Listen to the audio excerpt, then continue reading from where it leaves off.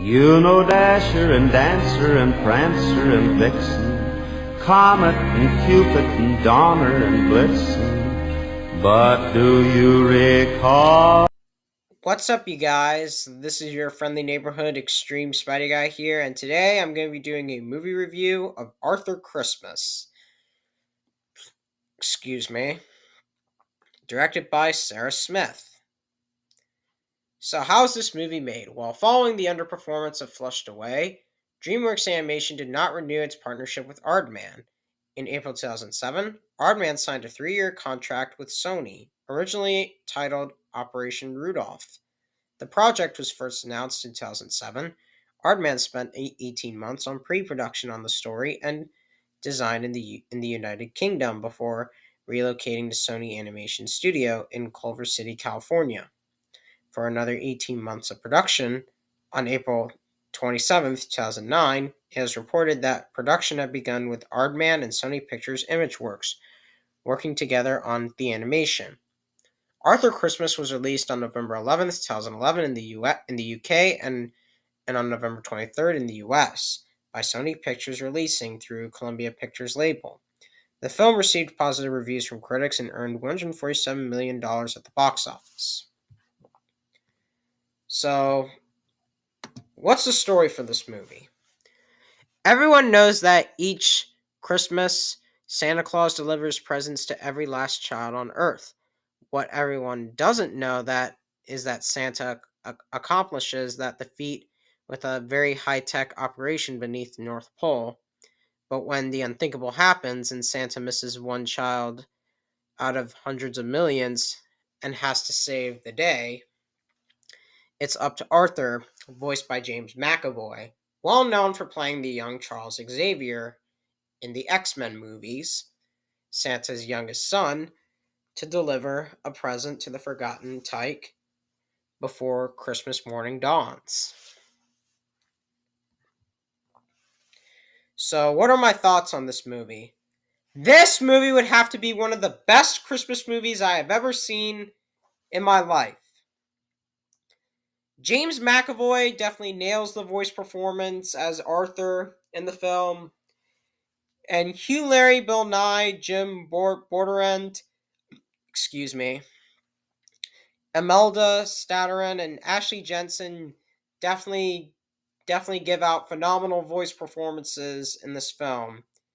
The animation, while not Aardman's usual animation, is still awesome for what it is, and the music by Harry Gregson Williams, with the exception of that Santa Claus is Coming to Town song by Justin Bieber,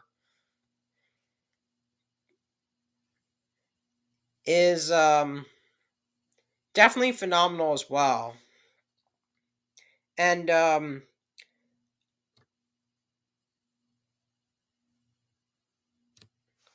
also did like Robbie Coltrane and Andy Serkis's voice performances in this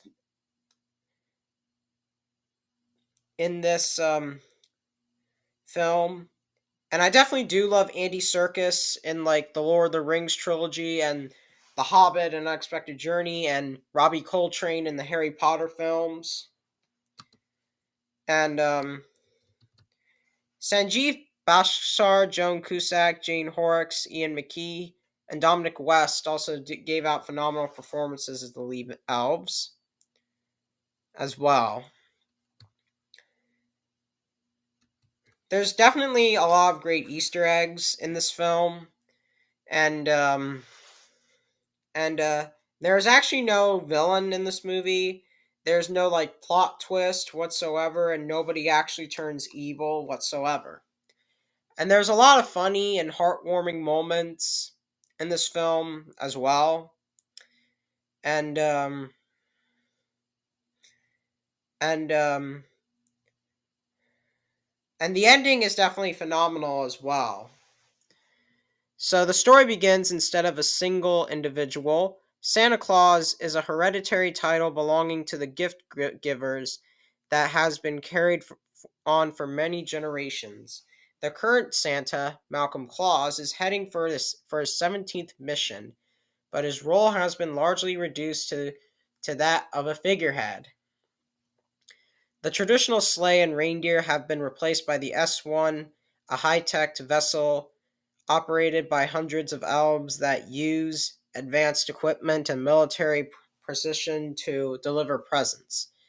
The complex Christmas operations are micromanaged from a North Pole based mission controlled by Malcolm's eldest son, Steve, who expects to be handled down the role of Santa's following year, Santa following his father's retirement. Meanwhile, Malcolm's youngest son, Arthur, answers letters sent from children to Santa. During 1 year of delivery operations in Poland, a toy is accidentally activated, waking a child and nearly revealing Santa. A tense escaping operation ensures, during which an elf aboard the S1 leans on a button, causing a present to fail from the supply line and go unnoticed. Another elf named Brawny Shifley later finds the missing presents, a wrapped bicycle for a young girl named Gwen living in Treeloo, Cornwall, whose later Arthur had personality responded to. Arthur is broken to hear a child's been missing and urges his father and brother to use the S1 and deliver the final present, but Steve overcomes with frustration that Malcolm has chosen to stay as Santa longer, argues that one missed present out billions is an acceptable error, citing the year's Christmas as the most successful in history. Malcolm's cynical elderly father and predecessor, Grand Santa, whisks Arthur away to deliver it in Eve, the original wooden sleigh that is pulled by the descendants of the flying reindeer. Bryony is revealed to have stolen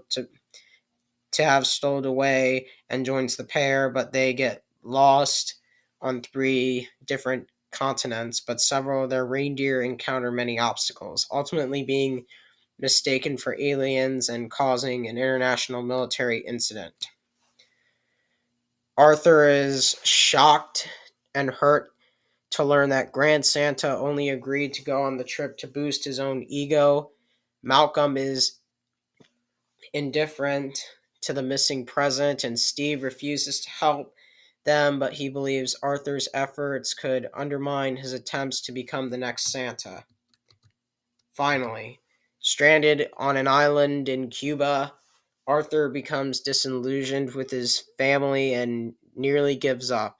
However, he realizes that so long as the gift delivered one way or another, the Santa, Arthur, and Gwen look up to exists in the hearts of children. Renovated, Arthur manages to get the sleigh back, and the trio sets off for England.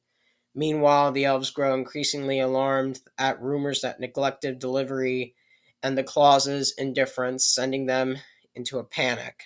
In response, Malcolm tricks his wife, Margaret, into believing Steve gave them permission to use the S1 to deliver Gwen's gift, only for a furious Steve to confront his father on board.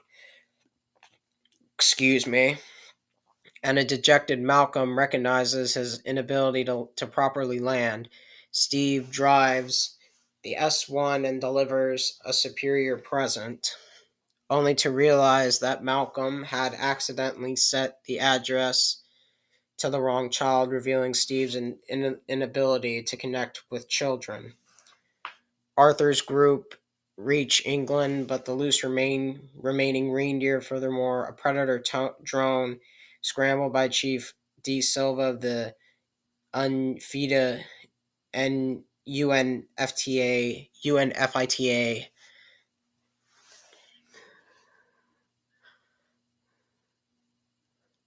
intercepts and opens fire on the sleigh, but believing it to be an alien spacecraft, Grand Santa sacrifices Eve while Arthur and Bryony parachute to the ground.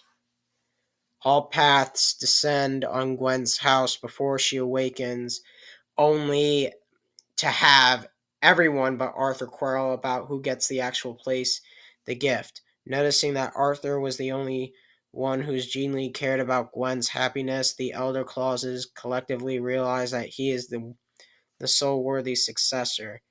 As a result, Steve recognizes his own shortcomings, forfeits his birthright, and acknowledges his brother's worthiness to take up the mantle. With Malcolm admitting he is truly proud of both of his sons, Gwen glimpses a snow-bearded Arthur in a wind-buffered sweater just before he vanishes up into the S1. In a postscript, Malcolm goes into a happy retirement with Margaret, where he also becomes Grand Santa, a much desired new companion, and plays Arthur's board game with him for many happy hours. Meanwhile, Steve finds true contentment as the chief operating officer of the North Pole. Bryony is promoted vice president of Wrapping Pacific Division. The high-tech S1 is restrained Evie in honor of Grand Santa's old sleigh and refitted to be pulled by a team of 5,000 reindeer led by the original 8, all who have returned home safely, and at the helm, Arthur gleefully glides the entire enterprise as Santa Claus XXI. So, are there any bad qualities I have with this movie apart from the Justin Bieber's Santa Claus is coming to town? Absolutely not, and here's how I'm gonna rate it. I am going to give Arthur Christmas a 10.5 out of 10. So tell me your thoughts on Arthur Christmas. Do you love it? Do you hate it? Do you think it's okay? Do you think it's overrated? Just let me know in the comments below. And until next time, I'll see you all later.